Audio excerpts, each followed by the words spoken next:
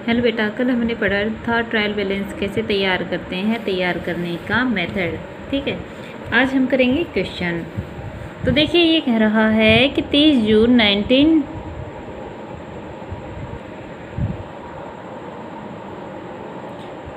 1994 को श्री केशव चंद्र गोपाल चंद की पुस्तकों में निम्नलिखित शेषों की तलपट तैयार कीजिए। क्या दे रखा है? Name of account. अब हमारे पास कोई अकाउंट नहीं बना रखा कि ये है क्या। आप इसने जगह के लिए, पेज के लिए किया है, नहीं तो एक ही जगह लिख देता। इसमें ये डेबिट या क्रेडिट वाला मैटर नहीं है। ठीक है, सिर्फ इस क्वेश्चन को छोटा करने के लिए, नहीं तो पूरा पेज भर जाता, इसलिए किया गया है। इसमें ये डेबिट साइड या क्रेडिट साइड ऐसा कुछ भी नहीं है। नेम ऑफ अकाउंट्स है, ओपनिंग स्टॉक है, परचेज रिटर्न है, सेल रिटर्न है, रेंट है, सैलरी है, एडवर्टाइजमेंट है, कमीशन रिसीव है, डिस्काउंट क्रेडिट। ठीक है, उसके बाद है furniture, machinery, debtors, creditors, bills receivable, bills payable, cash in hand, bank overdraft, interest on overdraft, capital and drawing. तो ये हमारे पास अकाउंट्स दिए गए हैं। अब हमें इनसे क्या तैयार करना है? Trial balance. सबसे पहले हम ऊपर लिखेंगे ट्रायल बैलेंस किस तारीख का? एज ऑन 30 जून 1994। फिर हम बनाएंगे इस तरह से ये हमारा परफॉर्मा। सबसे पहले हम ये जगह बनाएंगे नेम ऑफ अकाउंट, अगला कॉलम होगा हमारा LF लेजर फॉलो नंबर, उसके बाद हमारे पास होगा बैलेंस, डेबिट बैलेंस और क्रेडिट बैलेंस। अब देखिए हमारे पास जो क्वेश्चन ये देता ये इसी तरह से बनता, लेकिन अब एक क्वेश्चन एक ही पेज में कवर हो गया, इसलिए जगह बचाने के लिए उसने इस साइड लिख दिया। ठीक है, तो सबसे पहले हमारे पास आया है ओपनिंग बैलेंस। तो देखिए हमारे पास जब हमने अकाउंट्स तैयार करने की मेथड से पूछा था कि किस तरह से हम बनाएंगे ट्रायल बैलेंस, तो उसमें हमारे पास कहा था कि सभी संपत्तियों के डेबिट शेष होते हैं, सभी दायित्वों के क्रेडिट शेष होते हैं, पूंजी खाते का क्रेडिट शेष होता है, ड्राइंग खाते का डेबिट शेष होता है।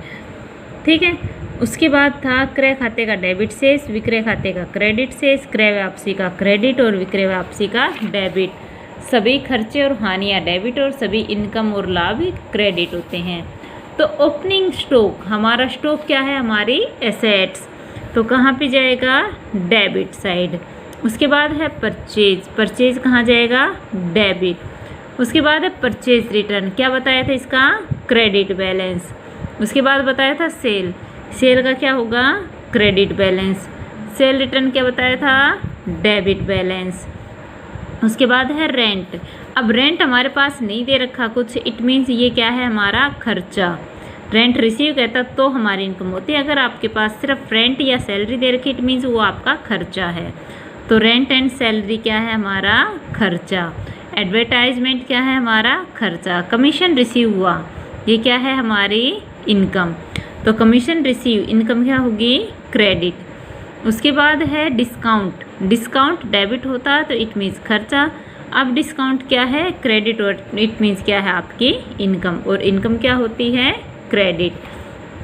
फर्नीचर क्या है? आपकी एसेट्स, क्या होगा? डेबिट।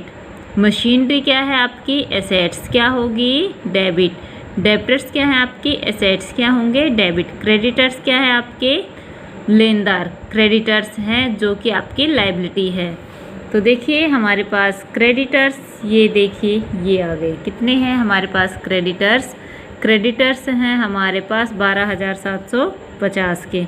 ठीक है, तो ऑल लायबिलिटीज़ हमारी क्या हो गई?